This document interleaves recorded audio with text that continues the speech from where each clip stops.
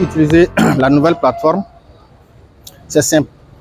Il faut avoir un équipement, ça peut être un ordinateur ou une tablette dotée d'une connexion Internet. Avec l'adresse qui a été présentée, vous cliquez, vous saisissez l'adresse dans le navigateur et vous avez la plateforme. Et la seule plateforme vous donne en tout cas 10 procédures. Si vous voulez faire une demande concernant ce certificat, vous créez un compte pour la première fois. Avec le même compte, les autres demandes, vous pouvez les soumettre sans créer un nouveau compte. Pour renseigner les formulaires associés à cette procédure, bien sûr, avec les données et les pièces jointes, vous enregistrez et l'alerte est donnée au technicien du ministère qui prend en charge votre demande. C'est une plateforme qui permet à plusieurs acteurs d'interagir. C'est-à-dire, il y a l'usager qui est un acteur, qui a accès à un certain nombre de fonctionnalités. Mais il y a des informations que l'usager n'a pas accès sur la plateforme. C'est pourquoi nous avons d'autres acteurs. Par exemple, les acteurs de la Direction générale des eaux et forêts, et ils n'auront accès uniquement aux demandes relatives à leur procédure. Ils ne vont pas voir les autres demandes qui relèvent des autres directions générales. Ça, c'est la gestion de l'habilitation au niveau de l'accès à la plateforme. Et il y a l'administrateur qui fait le paramétrage du système.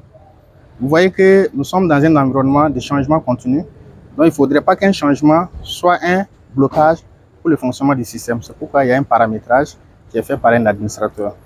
Et l'autre aspect, c'est que quand tu déposes une demande à Bobo-Dioulasso, les acteurs de Bobo-Dioulasso doivent pouvoir prendre en charge cette demande-là.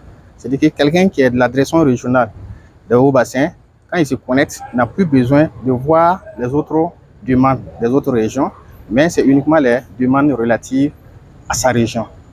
Donc, il y a un paramétrage, en tout cas souple, qui tient compte du fonctionnement de notre administration et des besoins. Je pense qu'il y a la célérité dans le traitement et ça évite le déplacement, que tu sois à Falangoutou, tu sois à Tusiana ou à Waibia, chez toi, tu peux déposer via l'Internet, comme je l'ai dit.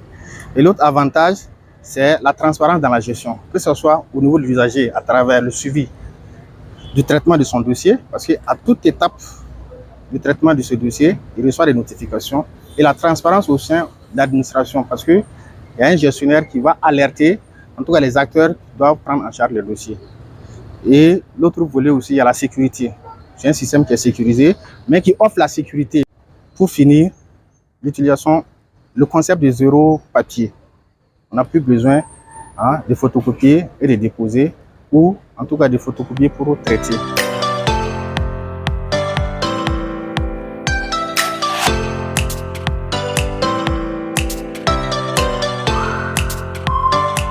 Dans un contexte de forte demande de services, les plus hautes autorités ont fait confiance au ministère de l'Environnement, de l'Eau et de l'Assainissement en les choisissant comme ministère pilote pour la dématérialisation de 10 procédures administratives en collaboration avec le ministère en charge de la transition digitale.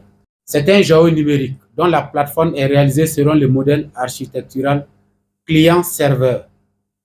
En clair, les personnes sollicitant un des services ci-après peuvent accéder via leur ordinateur à l'adresse https://www.iservice.envio.gov.bf. Il convient de noter que pour les cas spécifiques du ministère de l'Environnement, de l'Eau et de l'Assainissement, certaines activités des citoyens et des entreprises ont des impacts sur le cadre de vie et les ressources forestières et hydrauliques. Ces activités sont soumises à la délivrance des avis techniques prévus par la réglementation. Souvent, on nous indexe dans les grandes réunions pour être le blocus de certaines procédures. L'autorisation pour les déchets, ce n'est pas délivré. L'évaluation environnementale, l'arrêté n'est pas sorti. Donc, nous sommes beaucoup interpellés. Donc, pour répondre à cela et aller très vite, on nous a instruit de mettre ces procédures en marche et nous allons travailler pour qu'elles restent pérennes. En effet, les services techniques sont constamment sollicités par des usagers et pour plus d'efficacité et de transparence dans la délivrance des actes administratifs, il est nécessaire d'améliorer le dispositif en exploitant les opportunités qu'est le numérique.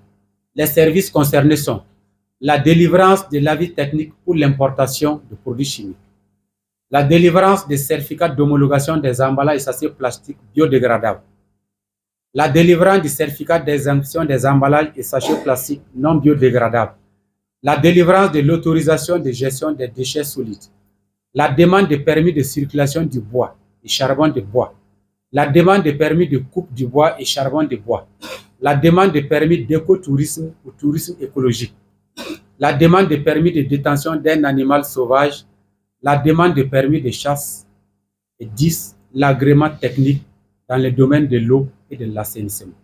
L'utilisation de cette plateforme permettra de simplifier le processus de dépôt des dossiers de demande des usagers auprès de l'administration, faciliter l'interaction directe entre l'usager et le métier et réduire les pertes de temps liées au déplacement. Elle soulagera la charge de travail des agents administratifs et améliorera la qualité du service rendu aux usagers de l'administration.